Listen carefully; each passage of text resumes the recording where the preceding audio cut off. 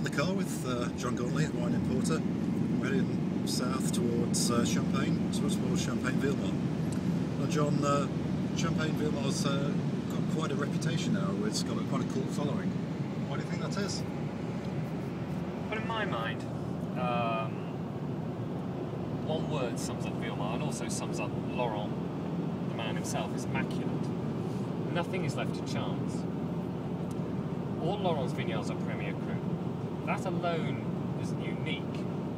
There are Grand Cru vineyards in Champagne, of course, but the way Laurent tends to his vines, the yields that he attains, the low yields, I should say, that he attains from his crop, give him a fighting chance of producing a good base wine to start with. But the real key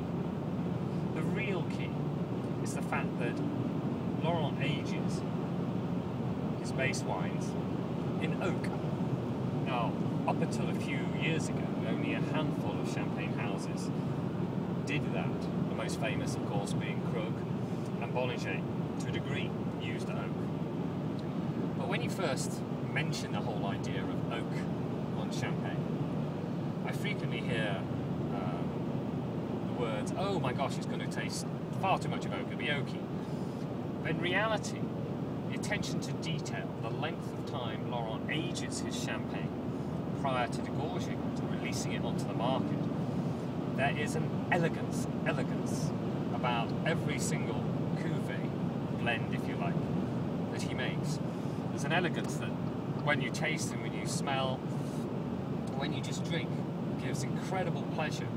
And the oak that is used in varying degrees depending on the cuvée just adds a complexity, but there is never the taste of oak.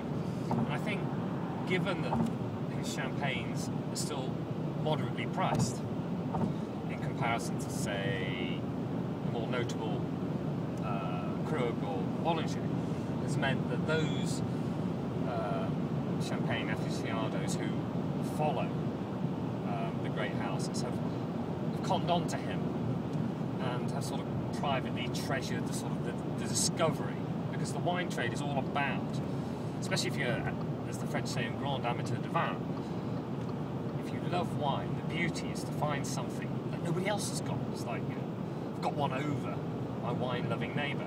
It's all very well go to a party and saying, "Oh, here's Krug," but tasting something like Vilmart, and there are a number of other properties now that right up there, people like Celos, has given this sort of cult, almost mythical status to Laurent. Although I wouldn't tell Laurent that, because I'm sure his head would grow a bit too big, but it is wonderful stuff. Excellent. Yeah, can't wait to try some. So we're just an hour or two away, so